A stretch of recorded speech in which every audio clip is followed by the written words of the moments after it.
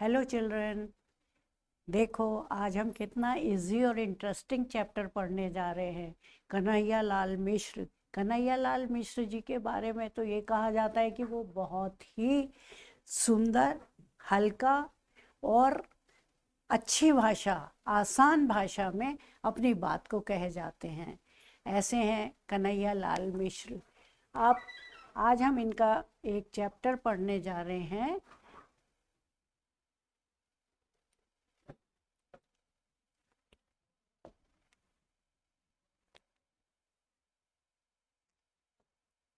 Group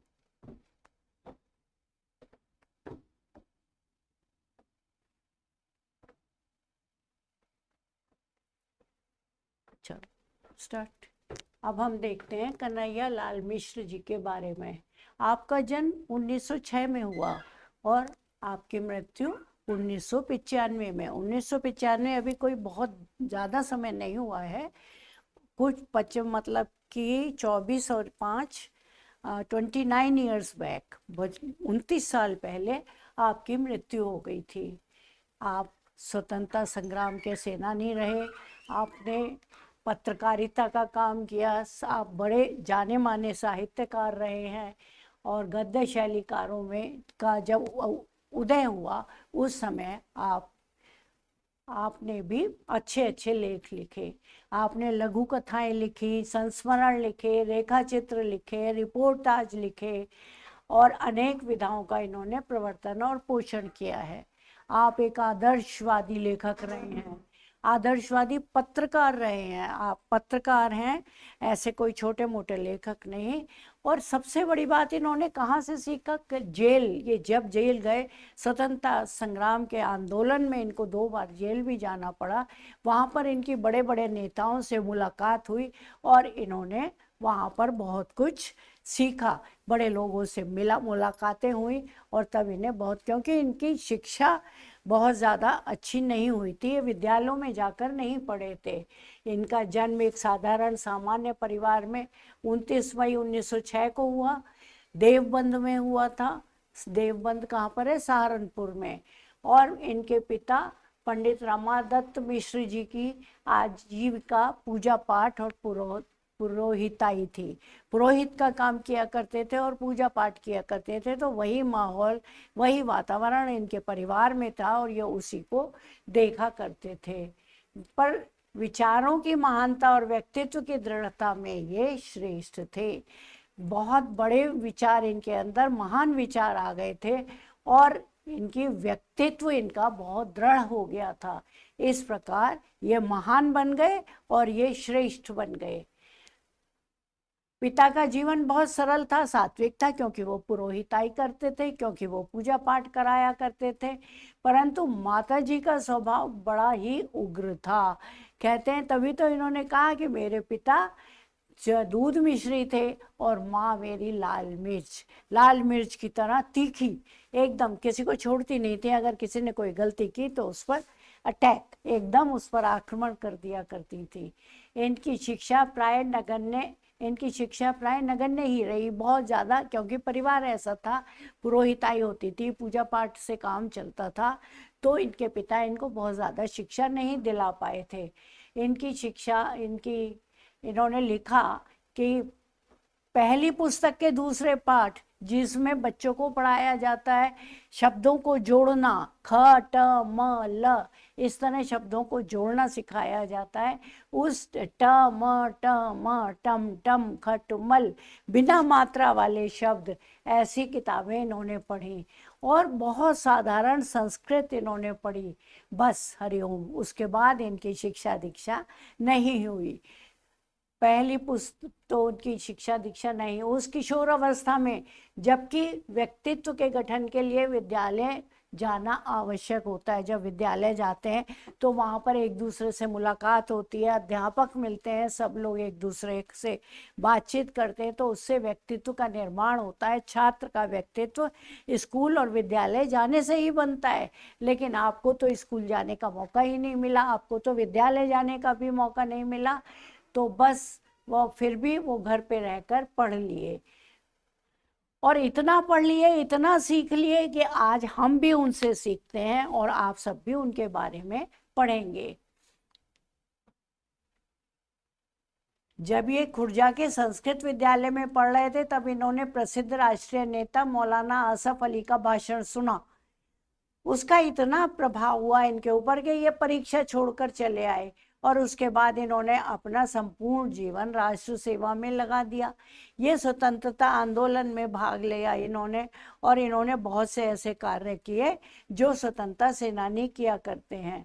तो 1930 से लेकर 32 तक और 1942 में आप जेल में रहे और निरंतर राष्ट्र के उच्च नेताओं के संपर्क में आते रहे। देश के स्वतंत्र होने के बाद इन्होंने अपना शेष जीवन पत्रकारिता में लगा दिया। पहला कार्य क्या किया इन्होंने कि देश को स्वतंत्र कराने में अपना जीवन लगा दिया और जेल भी जाना पड़ा, लेकिन जेल जाने से इन्हें बहुत फायदा हुआ, बहुत लाभ हुआ। इन्होंने बहुत सी चीज़ें वहाँ पर सीख ली और जब देश स्वतंत्र हो गया, हमारा भारत आज़ाद हो गया, तब इन्होंने पत्रकारिता का काम किया और पत्रकारिता का काम करके इन्होंने बहुत से पत्र लिखे, किसी का वो भी संपादन किया, मार्मिक संस्मरण लिखे इन्होंने।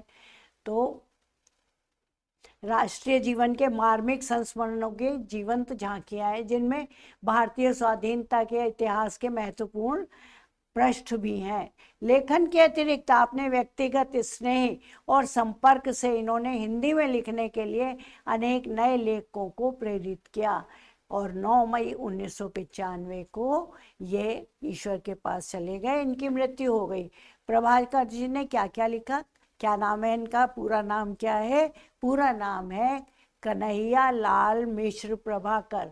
तो कन्हैया लाल मिश्र प्रभाकर जी ने कौन कौन से प्रसिद्ध ग्रंथ लिखे? आकाश के तारे, धरती के फूल। धरती के फूल बहुत प्रसिद्ध हुआ है इनका, ये एक लघु कथा संग्रह है। जिंदगी मुस्कुराई, और इन्होंने लिखा भूले बिसरे चेहरे, महके आंगन चहके द्वार, मतलब कि अपने घर में खुशियां किस प्रकार आई। महके आंगन चहके द्वार, द्वार चहकने लगे। तो जिसके शीर्षक से ही पता लग जाए कि इसके अंदर क्या लिखा है, वो कृति श्रेष्ठ कृति कहलाती है। माटी हो गई सोना, हमारे भारत की माटी सोना जैसी हो गई, ये भी इन्होंने इसने अपने लेख में लिखा। नई पीढ़ी के विचार, दोष, दीप जले शंख बजे, संस्मरण। संस्मरण का मतलब यादें। यादों में क्या लिखा इन्होंने? दीप जले शंख बजे, बाजे पायलिया के घुंघरू, क्षण बोले कण मुस्काए। ऐसा इन्होंने निबंध लिखा, क्षण बोले कण मुस्काए। प्रभाकर जी के संपादन में सहारनपुर से 2 पत्र प्रकाशित होते रहे, नया जीवन और विकास। इन पत्रों से तत्कालीन राजनीतिक, सामाजिक और शैक्षिक समस्याओं पर इनके निर्भीक आशावादी विचारों का परिचय प्राप्त होता है। बहुत निर्भीक थे ये। निर्भीक का मतलब निडर।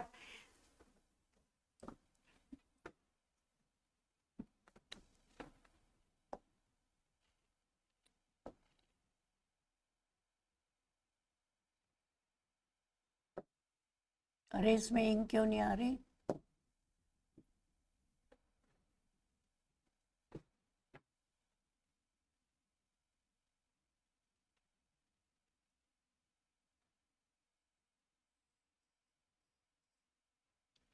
तो हम बात कर रहे थे नया जीवन और विकास, इनके 2 पत्र प्रकाशित होते हैं।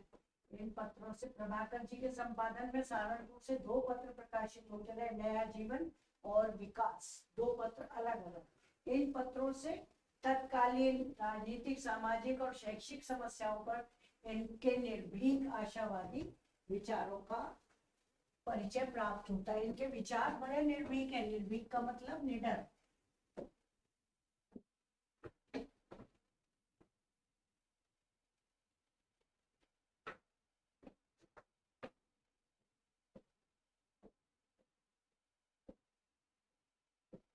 अगर कोई निर्भीक नहीं होगा तो वो कार्य नहीं कर सकता, वो पत्र भी नहीं निकाल सकता।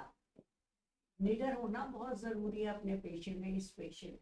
तो यही कन्हैया लाल मिश्र जी की क्वालिटी थी, उनकी योग्यता थी कि उन्होंने आशावादी विचारों का परिचय दिया। प्रभाकर जी का गद्य इनके जीवन से ढल कर आया है, साधारण गद्य नहीं है। इनके पास शिक्षा भी है, शिक्षा तो इन्होंने जो प्राप्त की वो प्राप्त की, लेकिन इनके पास इनके अनुभव बहुत अधिक हैं। तो ये अपने अनुभव से जो इन्होंने प्राप्त किया, अपने जीवन में जो कुछ भी आया उसी के लिए कहा गया है कि जीवन से ढलकर आया है। अनुभव जितना अधिक आएगा उतना अधिक लेखक परिपक्व हो जाएगा। इनकी भाषा में इनके व्यक्तित्व की दृढ़ता, विचारों की सत्यता, अनन्य अन्याय के प्रति आक्रोश, अन्याय के प्रति आक्रोश अगर ना होता तो उसकी स्वतंत्रता संग्राम के युद्ध में ना जा पाते और ये जेल भी नहीं जाते। आक्रोश था अन्याय के विरुद्ध। अन्याय कौन करते थे? अंग्रेज लोग। अंग्रेज लोगों के अन्याय के विरुद्ध आक्रोश इनके मन में था, जिससे ये लेख लिखा, इन्होंने लेख लिखे। और फिर साथ साथ आक्रोश के साथ साथ सहृदयता भी थी, उदारता भी थी और मानवीय करुणा की झलक भी इनके लेखों में हमें प्राप्त होती है, क्योंकि इनका व्यक्तित्व ही इस प्रकार से बना जिसमें इनके कठोर जीवन और उदारता, प्रियता, प्रेम, सरलता, ये सब बातें भी इनके जीवन में रही। तो हम कह सकते हैं कि कन्हैयालाल मिश्र जी का जीवन साधारण जीवन नहीं था, बल्कि उन्होंने जो कुछ भी प्राप्त किया अपने जीवन के अनुभव से प्राप्त किया, जिसके कारण उनके अंदर आक्रोश की भावना भी रहती थी, उनके अंदर सहृदयता, उदारता, करुणा, ये भावनाएं, प्रेम, ये भावनाएं भी रहती थी। इन सबसे मिलकर ही उन्होंने अपने लेख लिखे और जो हमें लेखों में दिखाई देता है।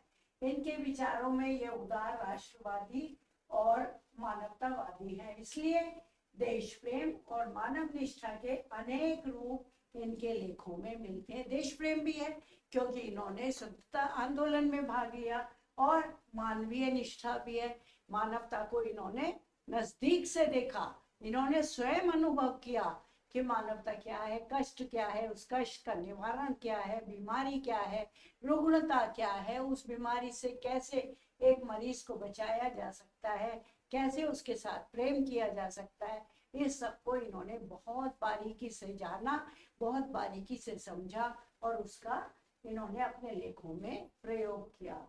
कि इन्होंने हिंदी गद्य को नए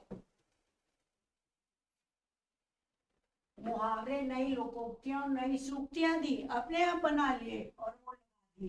कविताएं इन्होंने नहीं लिखी, लेकिन इनके भावों में, इनके लेखों में कविताओं का भाव है। ऐसा नहीं है कि ये उदार नहीं है। कविता तो वही व्यक्ति लिखता है जिसके जीवन में उदारता होती है, जिसकी भाषा में उदारता होती है, प्रेम होता है। तो इनकी भाषा में प्रेम भी है, इनकी भाषा में उदारता भी है, लेकिन इन्होंने कविताएं नहीं लिखी हैं। इनके गद्य में ही ये सब कुछ मिल जाता है। यथार्थ जीवन की दर्द भरी अनुभूतियों से इनके गद्य में भी कविता का सौंदर्य भर उठा है। यही बात मैं कह रही हूँ कि कविता इनके गद्य में हमें दिखाई देती है। ये साधारण मनुष्यों की बात नहीं है, साधारण लेखकों की बात नहीं है। ये तो एक विलक्षण विलक्षण लोग ऐसे होते हैं जो गद्य में पद्य का आभास करा देते हैं, और उनमें एक है हमारे कन्हैयालाल मिश्र प्रभाकर। इसलिए इनके शब्द निर्माण में जगह जगह चमत्कार है, वार्तालाप में विदग्धता है और परिस्थिति के चित्रण में नाटकीयता है। इनके वाक्य विन्यास में भी विविधता रहती है। पात्रों और परिस्थितियों के साथ इन्होंने वाक्य रचना भी बदली है। विनोद की परिस्थिति में छोटे छोटे वाक्य, जब विनोद, हास परिहास, हंसी मजाक, जब इस तरह के वातावरण होता है तो छोटे छोटे वाक्यों से ये अपनी बात को प्रकट कर देते हैं। और चिंतन की मन स्थिति में लंबे वाक्य, जब ये कुछ सोच रहे हैं, दार्शनिकता से भरे हुए हैं, तो ये लंबी लंबी बातें, लंबे लंबे वाक्य लिखते हैं।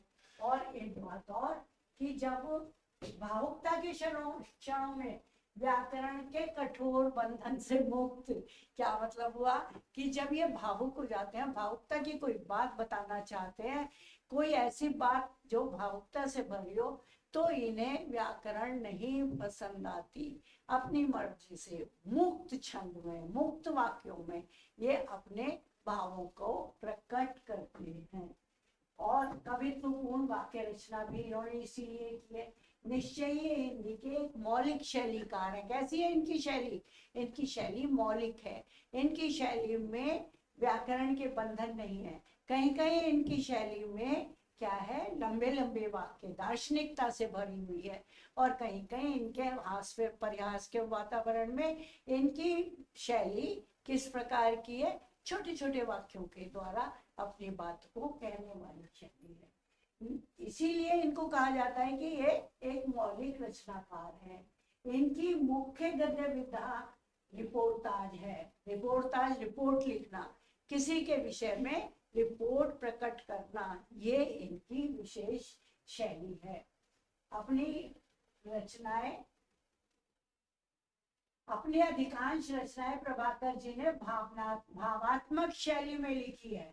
इस शैली की भाषा सुललित है। सुललित का मतलब बहुत सुंदर, बहुत सुंदर है इनकी भाषा।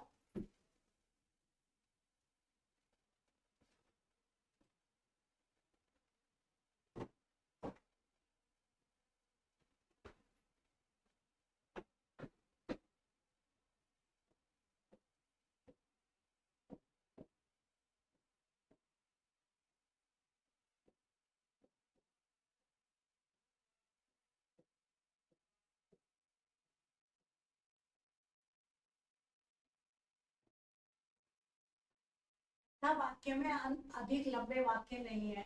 वर्णनात्मक प्रसंग भी लिखे हैं आपने। वही जब लेख लिखेंगे, निबंध लिखेंगे तो वर्णनात्मक तो हो ही जाएगा। वर्णनात्मक का मतलब डिस्क्रिप्टिव, उसको वर्णन करना है, किसी बात का वर्णन करना है, किसी घटना का वर्णन करना है, किसी दृश्य का वर्णन करना है। तो जब ऐसी स्थिति आ जाती है तो उस शैली को कहते हैं वर्णनात्मक शैली। तो जब वर्णनात्मक शैली का इनको प्रयोग करना होता है तब भी ये आसान भाषा का प्रयोग करते हैं। गंभीर से गंभीर विषय को भी अपने अनुभव के आधार पर आसानी से व्यक्त कर देते हैं। अनुभव इन्होंने बहुत जगह से प्राप्त किए। अनुभव इन्होंने स्वतंत्रता आंदोलन में प्राप्त किए। अनुभव इन्होंने जेल में रहकर प्राप्त किए। अनुभव इन्होंने प्रारंभ परिवार में रहकर प्राप्त किए। इस प्रकार इन्होंने अनेक जीवन के अनेक भागों में लोगों से मिल मिलकर इन्होंने अनुभव प्राप्त किए। तो इस प्रकार के अनुभव में इन्होंने कठिन भाषा का प्रयोग नहीं किया, इन्होंने आसान भाषा का प्रयोग किया। भाषा सरल है, गंभीर से गंभीर विषय को भी आसानी से कह देते हैं। ऐसे निबंधों में आप विचारात्मक शैली का सहारा ले लेते हैं। आपकी, जैसे मैंने बताया अभी, वर्णनात्मक शैली होती है, ऐसी एक शैली होती है विचारात्मक। अगर आपसे पूछा जाए कि कन्हैया लाल मिश्र जी की शैली किस प्रकार की है बताइए, तो आप क्या कहेंगे? उनकी शैली वर्णनात्मक भी है, उनकी शैली विचारात्मक भी है। जब विचारों को सोच विचार कर लिखा जाता है तो उस शैली को कहते हैं विचारात्मक शैली। तो आपकी शैली विचारात्मक भी है। आपकी रचनाओं में स्थान स्थान पर अलंकारिक और नाटकीय शैली का भी दर्शन होता है। ऐसा नहीं है कि साधारण रूप से लिख दिया। कोई दृश्य सामने आया तो उसे नाटकीय रूप से, जिससे कि उसमें लोगों की रुचि जागृत हो जाए, वो लेख रुचिकर हो जाए, इस प्रकार आप लिखते रहे हैं। अपनी भाषा और शैली की अद्वितीयता के कारण ही हिंदी साहित्य अपने इस महान साहित्यकार को हमेशा याद रखेगा। समझ आया होगा, मैं समझती हूँ। अब कन्हैया लाल मिश्र प्रभाकर के बारे में आप कुछ भी निसंकोच लिख सकते हैं। आप उनकी शैली के बारे में लिख सकते हैं, उनकी भाषा के बारे में लिख सकते हैं, उनकी रचनाओं के बारे में लिख सकते हैं, उनकी जीवन के प्रारंभिक जीवन किस प्रकार का रहा ये भी आप बता सकते हैं। आपको सब बातें अच्छी तरह समझ आ गई होगी।